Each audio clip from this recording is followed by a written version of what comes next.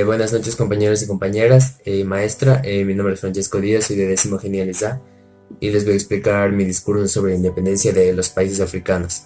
La mayor parte de África había sido colonizada durante la repartición africana en medio del periodo conocido como Nuevo Imperialismo, durante la segunda mitad del siglo XIX, tras la Primera Guerra Mundial.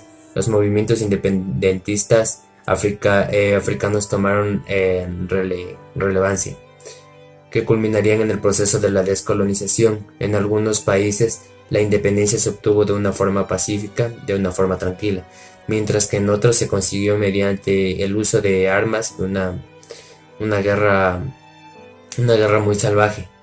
En estos últimos, Entre esos últimos, la guerra independentista de Argelia, que duró entre 1954 a 1962, y la guerra colonial portuguesa, que duró desde 1961 a 1975, que fueron los más violentos.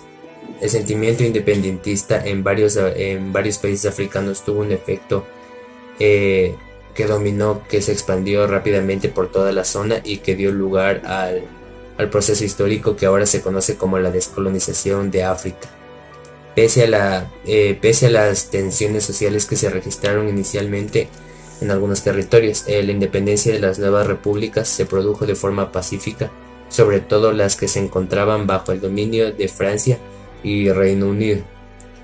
Estas dos potencias europeas intentaron hasta el último momento frenar la independencia de estos países africanos. Ellos no estaban de acuerdo con eso, que estaba a punto de surgir, pero llegaron a plantear vías intermedias para que así fuese, como por ejemplo la conformación de la de la Unión Francesa, una alianza de territorios franceses que otorgaban mayores niveles de autonomía y autogobierno a las colonias. Pero, sin embargo, dichos esfuerzos fueron insuficientes. En otros casos, como el del Reino de Marruecos, el deseo de formar una república nueva llegó a tener representatividad en la vida política del país con el auge del Partido Independentista, que después, en la década comprendida entre 1950 y 1960, se independizó la gran mayoría de los estados del norte y centro y el oriente del continente, incluida las islas de Madagascar y la región que ahorita en este momento se conoce como el Cuerno de África. Una década más tarde, el movimiento independentista se había extendido hacia el sur y casi todo el occidente, que fue precisamente en esos años cuando cobró forma la idea de un ente territorial al que pertenecerían las nuevas repúblicas para consolidar un bloque continental de cara al resto del mundo. Se llamó la Organización para la Unidad Africana y se dio en 1963. 4 décadas más tarde cambió de nombre y dio paso a la actual Unión Africana. Para mí, el que los países africanos se independizaron fue muy bueno, ya que estaban en un mandato en el que les trataban súper mal. Existía mucho el racismo.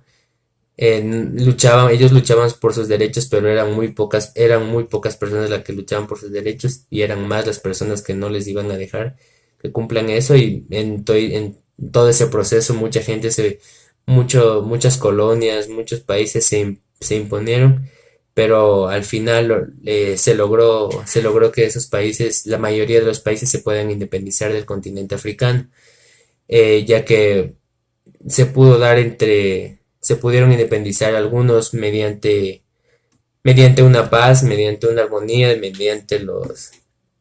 mediante momentos que no necesitaban de guerra, de agresión, al igual que otros países fue todo lo contrario, que se pudieron independizar, pero tras una guerra hubieron confrontaciones, armas, personas muertas, y eso. Muchas gracias.